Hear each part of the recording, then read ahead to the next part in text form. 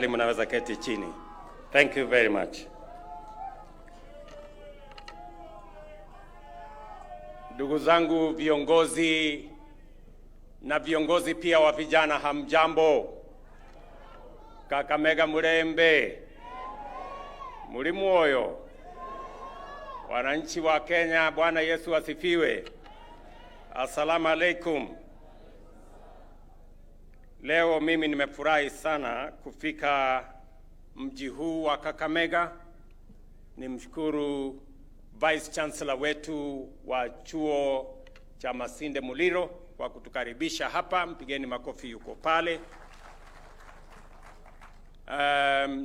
Niwashukuru pia wizara yetu wakiungana na county government ya hapa Kakamega kwa kupanga hafla hii, a very important occasion for us as a nation, that we are very proud of our young people, their knowledge, their energy, their innovation, their expertise. And today we come here to celebrate the International Young People's Day.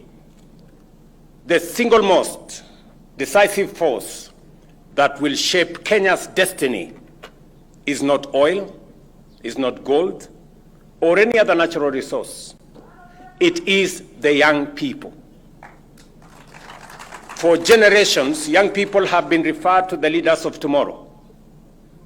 But our youth are the builders of today, the architects of the future, and the driving engine powering Kenya's rise to greatness. I have seen it in many places. I have seen it with the Harambee Stars. That is why I am deeply honored to be here in Kakamega County to celebrate the energy, the creativity, and the resilience of our young people, and to harness and amplify their immense contribution to our bold national transformation agenda. Our Constitution commands us to equip young people with relevant education and training, to guarantee them opportunities for association and representation, to open doors for their political, social, economic, and cultural participation, and to protect them from harmful practices and exploitation. Every year, nearly 800,000 young people enter the labor market. For too long, many have faced and continue to face the frustration of limited opportunities. That is why we have crafted a bold, multi-pronged strategy, not only to generate jobs, but also to equip our young people with competitive, future-ready skills and ensure they thrive in the economy of the 21st century. Ladies and gentlemen, technical and vocational education and training is a central pillar of our economic transformation. TVET graduates are 3 times more likely than their peers without technical training to start a micro or small enterprise within 2 years of graduation. This is why we are aligning TVET curriculum with industry needs and modernizing equipment and expanding public-private partnership for apprenticeship and job placement. In 2018, TVET enrollment stood at about 180,000 learners.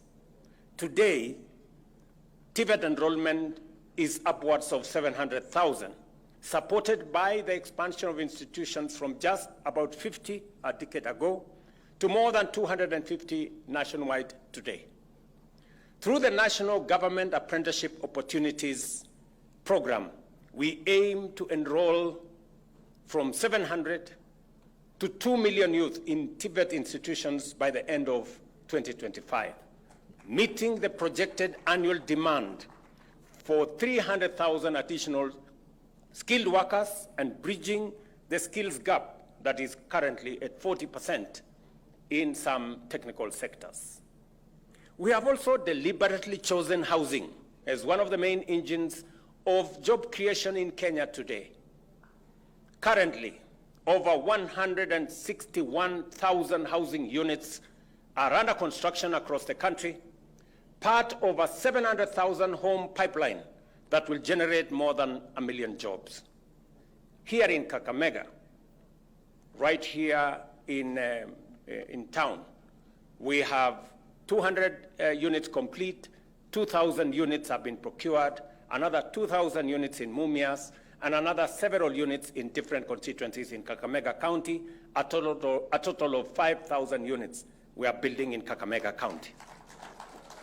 About 320,000 young people are already working in affordable housing program, with numbers set to double in the next 2 months.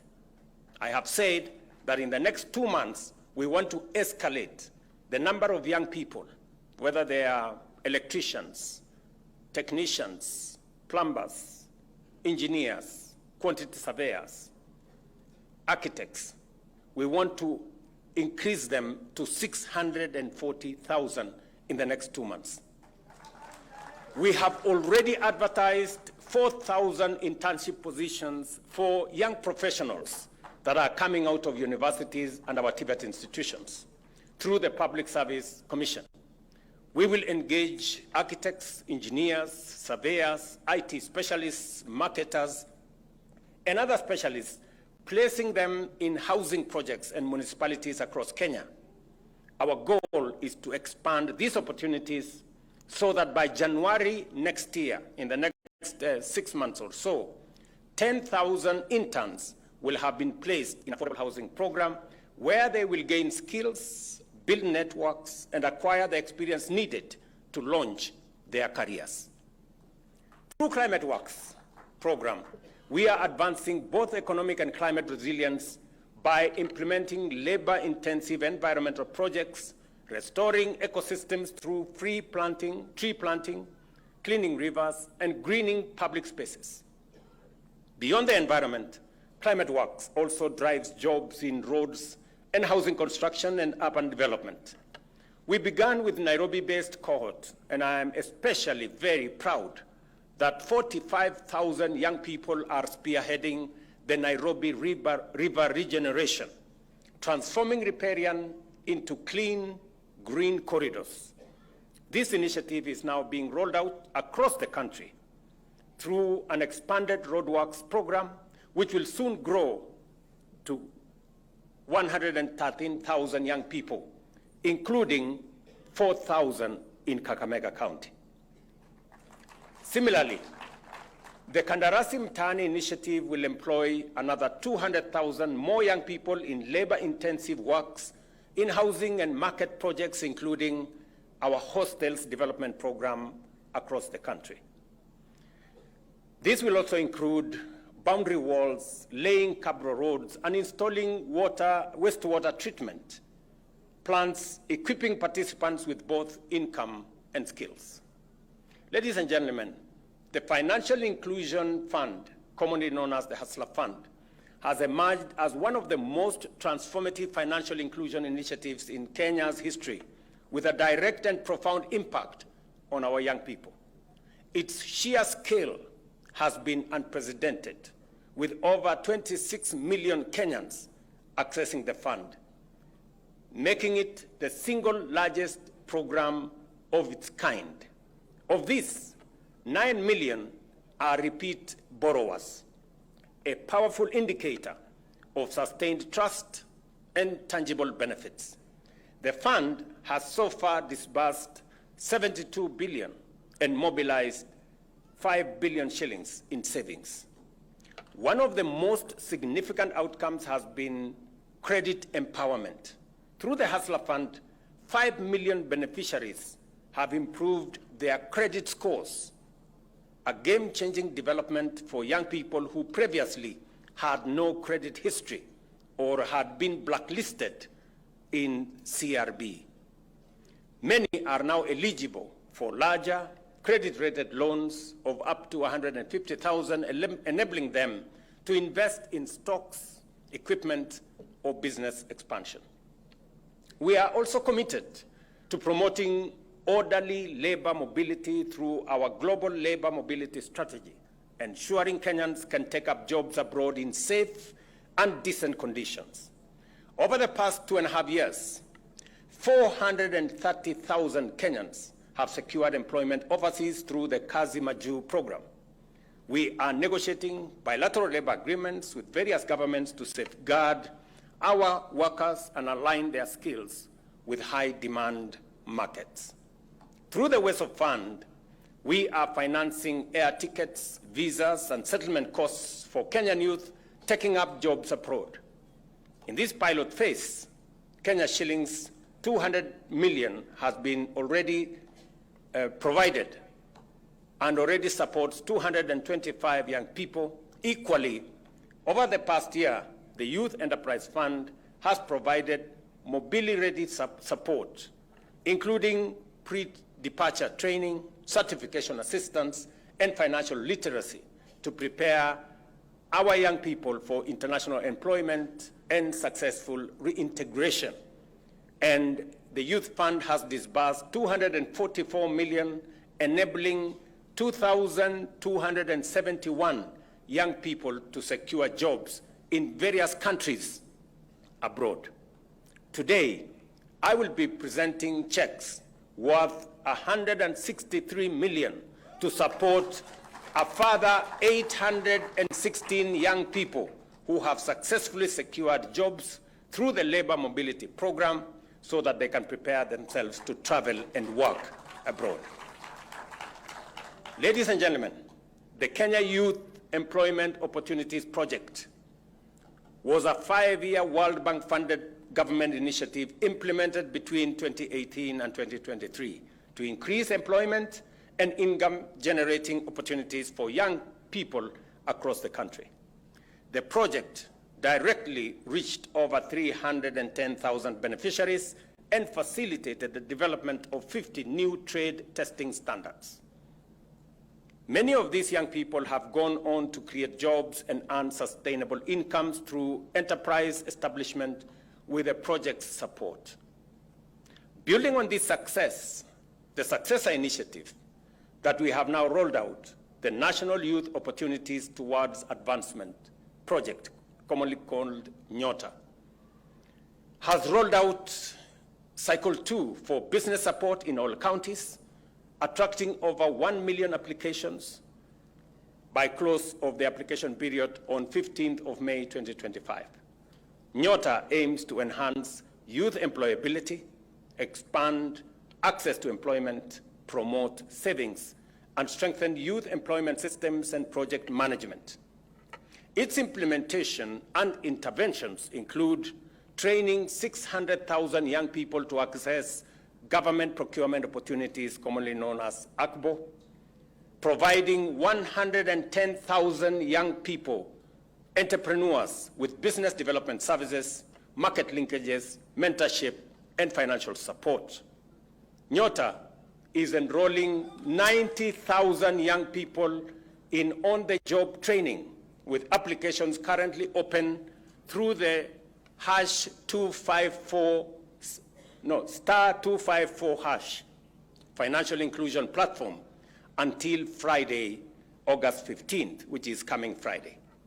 We will also certify 20,000 through the recognition of prior learning framework and help 190,000 young people join the NSSF Haba kwa Haba savings scheme.